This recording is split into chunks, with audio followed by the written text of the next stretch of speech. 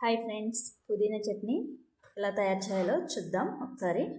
దానికి కావాల్సిన పదార్థాలు: పుదీనా ఆకు, టమోటాలు, ఆనియన్స్, ఎండుమిర్చి, జీలకర్ర, మెంతులు, ధనియాలు, చింతపండు. ముందుగా ఒక కడాయి పెట్టుకొని అందులో 1 టేబుల్ స్పూన్ ఆయిల్ వేసి ధనియాలు, మెంతులు, జీలకర్ర వేసి వేపుకోవాలి.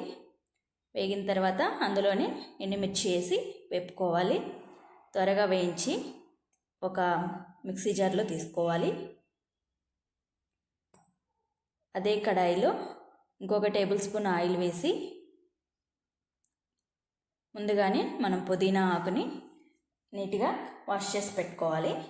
వాష్ చేసిన పుదీనా ఆకుని ఆ కడాయిలో వేసి వేపుకోవాలి.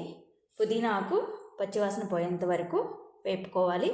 వేపుకున్న పుదీనా ఆకుని మిక్సీ జార్లోకి తీసుకోవాలి. అదే కడాయిలో ఇంకొక టేబుల్ స్పూన్ ఆయిల్ తీసుకొని వేసుకోవాలి.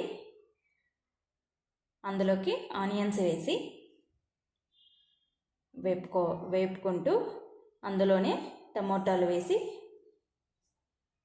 రుచికి సరిపడా ఉప్పు వేసి వేపుకోవాలి.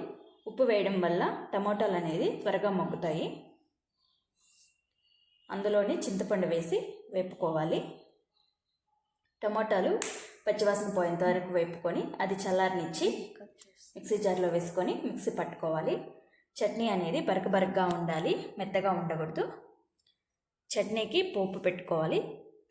తాలింపు పెట్టుకొని అందులో చట్నీ వేసుకొని ఒకసారి కలిపెట్టుకొని